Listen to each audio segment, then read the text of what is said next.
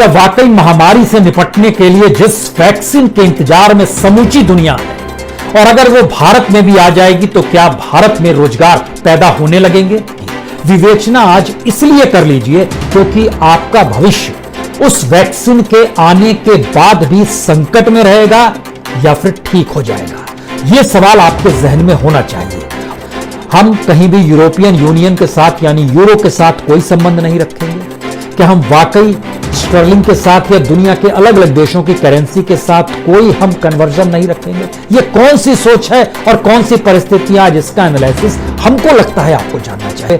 अब सवाल यह है कि बाइडेन के आने के बाद क्या चीन के साथ उनके संबंध वैसे ही रहेंगे जैसे ट्रंप के दौर में थे? अभी तक के इंडिकेशन दिखा रहे हैं स्थितियां वो नहीं रहेंगी।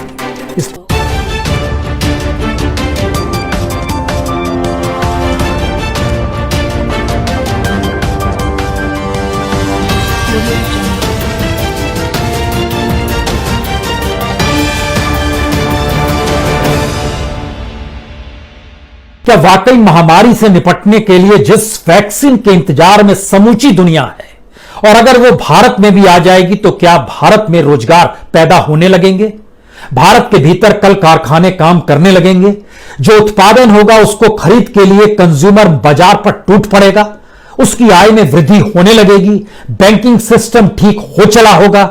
ये सारी परिस्थितियां ऐसी हैं जिसको लेकर एक उम्मीद सरकार की तरफ से लगातार जताई जाती है कि संकट मौजूदा वक्त में इसलिए गहरा गया क्योंकि महामारी आ गई, और अगर वैक्सीन आ जाएगा उसके बाद स्थितियां अनुकूल हो जाएगी।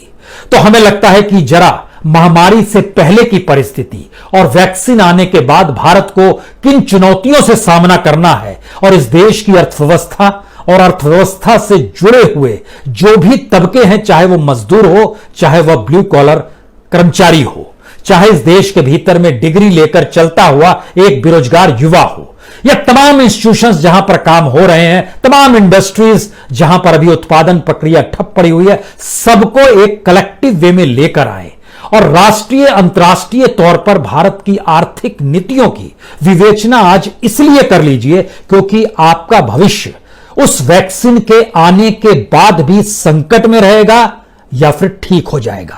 यह सवाल आपके जहन में होना चाहिए, और इस सवाल के पीछे दो बड़ी महत्वपूर्ण चीज है। एक, अंदरूनी तौर पे भारत ने जो निर्णय लिया है कि हम आत्मनिर्भरता का नारा लगा रहे हैं, हम अपने कॉरपोरेट और इंडस्ट्रीज को प्रोटेक्ट करेंगे यानी संरक्षण देंगे।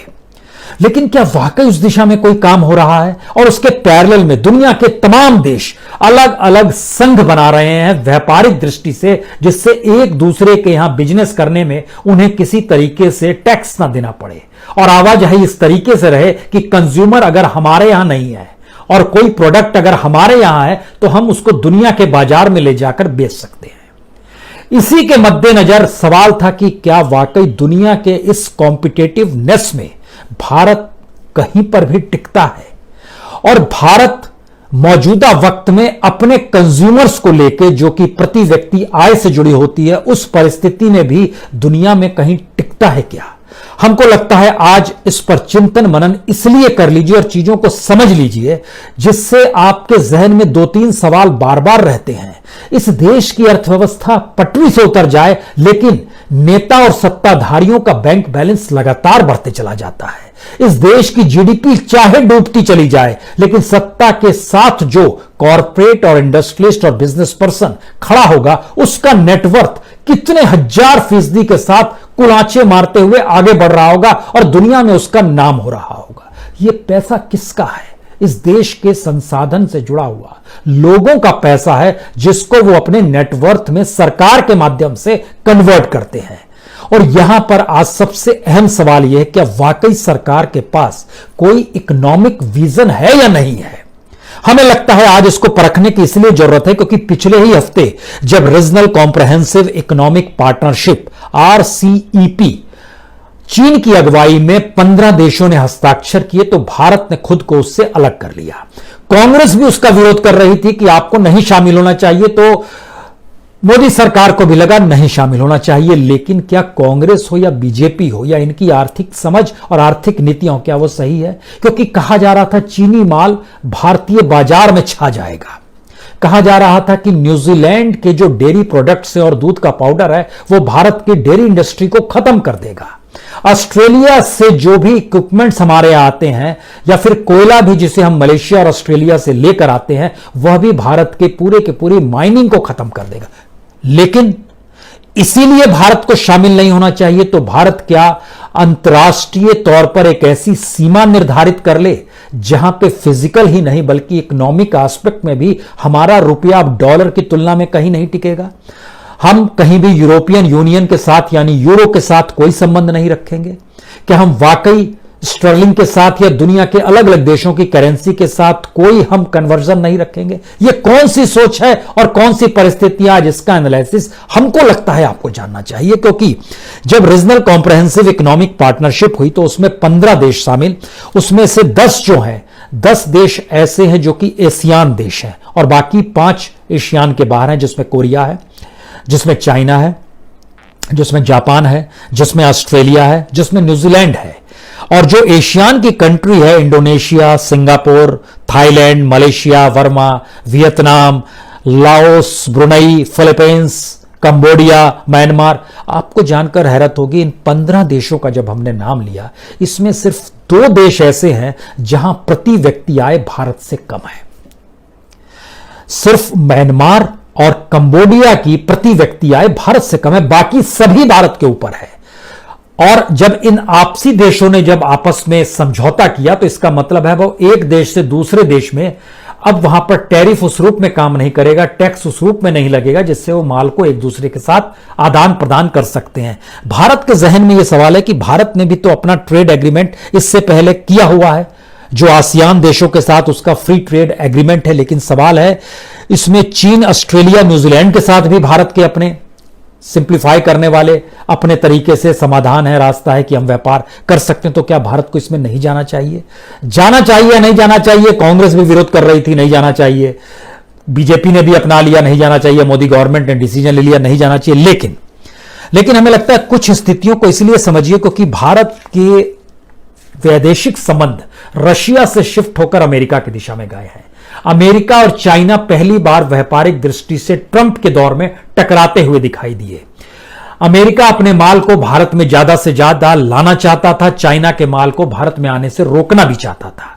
यह एक उनकी इकोनॉमिक सोच और समझ और उनकी अपनी पॉलिसी थी। भारत ने भी अमेरिका के साथ खड़े हुए।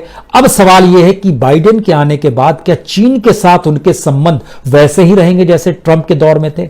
अभी तक के इंडिकेशन दिखा रहे हैं स्थितियां वो नहीं रहेंगी, स्थितियों में परिवर्तन आएगा।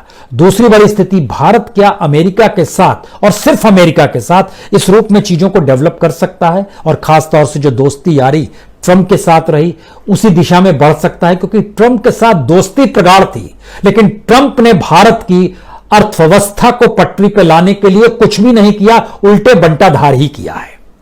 भारत को तो वो ट्रैफिक किंग कहने से नहीं घबराया कि भारत टैक्सेस के जरिए किस रूप में पैसा वसूलता है।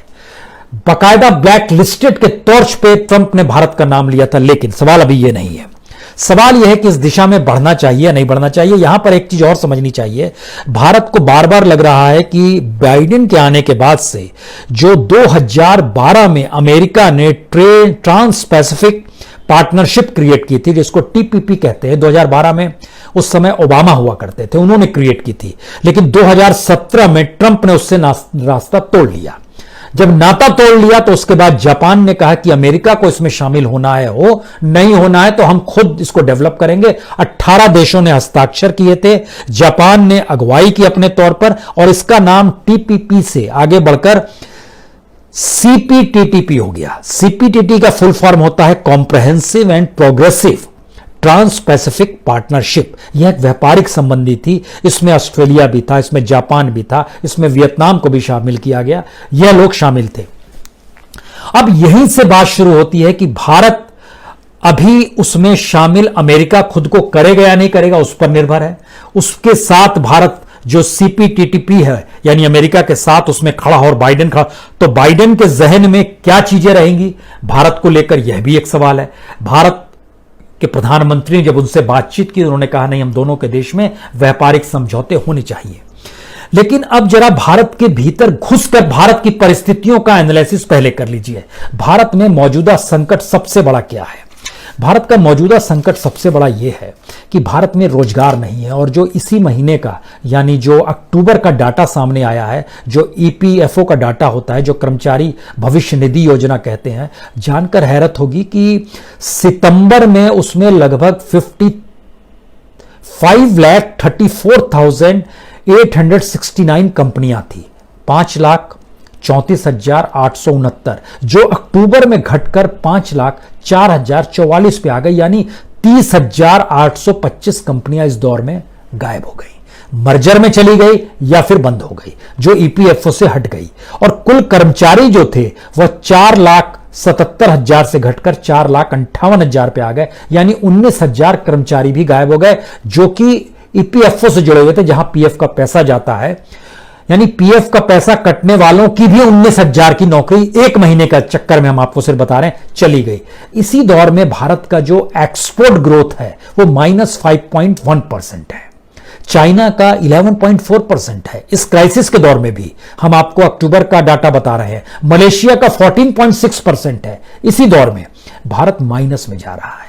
भारत के पास क्या प्रोडक्ट मौजूदा वक्त में डंप करने की स्थिति में है? यहां पे कंज्यूमर खरीदने की स्थिति में नहीं है। तो अब उस कंपनीज को बेचने वाले लोग क्या अंतर्राष्ट्रीय मार्केट में इसलिए नहीं जा सकते हैं क्योंकि दूसरे देश में जब वो माल लेकर जाएंगे तो वहां पर वही माल सस्ते में या तो कोई दूसरा देश दे रहा होगा या वो उसका अपना देश सस्ते में माल उपलब्ध करा रहा होगा, तो आप कैसे ले जाएंगे?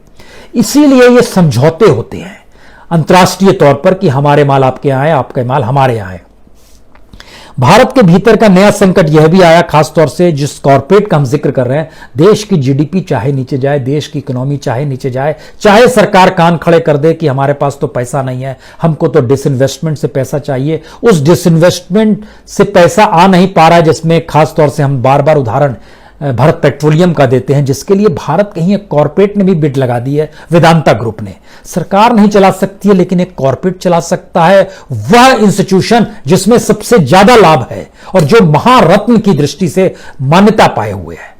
यह एक हमारी इकोनॉमिक पॉलिसी का हिस्सा है। दूसरी बड़ी बात क्या है कि जरा भारत और चाइना की परिस्थितियों को समझना चाहिए कि 10 साल पहले अगर चले जाइएगा तो चाइना का जो पर कैपिटा इनकम जो थी, खासतौर से वह तकरीबन 10 साल पहले 1990 में चले जाइएगा तो एक बराबर की दृष्टि थी, चाहे वो मैन्युफैक्चरिंग का सेक्टर हो या दूसरे सेक्टर हो। भारत और उसके बीच में आप तुलना कर सकते थे, बड़े कम का अंतर था। लेकिन 10 साल पहले देखिएगा तो चाइना की 10 साल का मतलब 2010 का हम आपसे जिक्र कर रहे हैं, 2009-10 का। चाइना की पर कैपिटा इनकम थी $4,500। भारत की प्रति पर कैपिटा इनकम थी $1,357। 2019 का डाटा बतलाता है कि चाइना डबल से आगे निकल गया, वह लगभग $10,599 उसकी प्रति व्यक्ति आय हो गई। भारत की 1,357 से 2019 में बढ़कर 2,104 तक पहुंची, यानी 5 गुना अभी भी वो ज्यादा है। लेकिन इस लॉकडाउन महामारी के दौर में प्रति व्यक्ति आय 2,104 से घटकर 1,877 पर आ गई।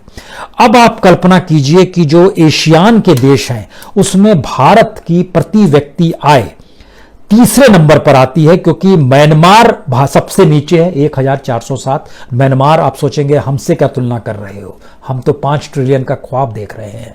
कंबोडिया 1,643, वह भी भारत से कम है। लेकिन कंबोडिया और म्यांमार से हम तुलना करें, लेकिन भारत के ऊपर कौन है? Malaysia $11,404, Indonesia $4,135, Philippines $3,425, Vietnam $2,715। यानी एक ऐसी स्थिति है जिसमें इस बात का जिक्र करने की जरूरत है भारत किस इकोनॉमी को चला रहा है और कैसे इकोनॉमी डामाडोल हो जाती है, लेकिन सत्ताधारियों की नहीं होती है। हम जब इन बात का जिक्र कर रहे हैं तो उसके दोबारा पैरेलल में एक बात का और जिक्र हम करना चाहते हैं कि भारत में एक नेशनल कंपनी लॉ ट्रिब्यूनल बनाया गया, एनसीएलटी।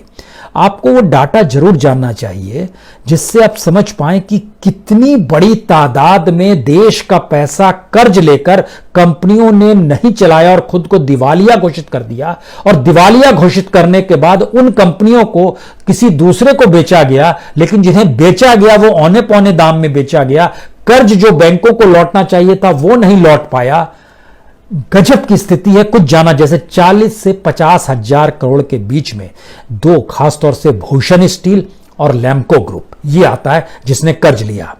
30 से 40 हजार करोड़ के बीच में एस्सार स्टील और भूषण पावर आता है। 20 से 30 हजार करोड़ में आलोक इंडस्ट्री आती है। 10 से 20 हजार करोड़ में एमटेक ऑटो लिमिटेड और मोनेट इस्पात लिमिटेड आता है। 10 हजार करोड़ में इलेक्ट्रो स्टील, एरा इंफ्रा और जेपी ग्रुप आता है।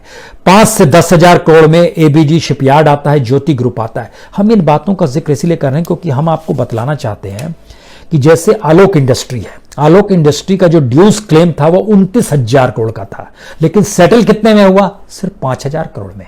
देने वाले को लाभ है, सरकार को कोई लाभ नहीं है, बल्कि देने वाले से रिश्ते होंगे, देने वाला कुछ कमीशन दे दे, उसके जरिए पैसा आ जाएगा। बैंकों को उस रूप में पैसा नहीं लौटा। इस देश को कंगाल बनाने की दिशा में ये चीजें आगे बढ़ जाती है। इसी तरीके से जैसे एडैक शिपयार्ड आई है, वो 25 हजार करोड़ रुपया ड्यूज क्लेम था उस पर, और उसको जो सेटल हुआ वो सिर्फ 2000 करोड़ में हो गया। यानी कमाल की स्थिति है। अगर आप आइएगा कि मॉन्टेक इस्पात 11 हजार करोड़ का ड्यू क्लेम था, 3 हजार करोड़ में खेल हो गया। आईवीआरसीएल 13 हजार करोड़ रुपया उसके ऊपर ड्यूज क्लेम था, वो 1 हजार करोड़ में सेटल कर दिया गया। कंपनियों की बड़ी लंबी फहरिस्त है। भूषण स्टील जिसका जिक्र बार बार आता है, 55 हजार करोड़ रुपया उस पर ड्यूज क्लेम था, उसको 35 हजार करोड़ में, यानी यहां भी 20 हजार करोड़ रुपया वापस नहीं आया, और ये 35 हजार करोड़ रुपया जो दिया गया उसकी नेटवर्थ जो थी वह उसको औने पौने दाम में बेच दी गई। यही परिस्थिति हमारे यहां पीएसयूज में हो जाती है, जो भारत पेट्रोलियम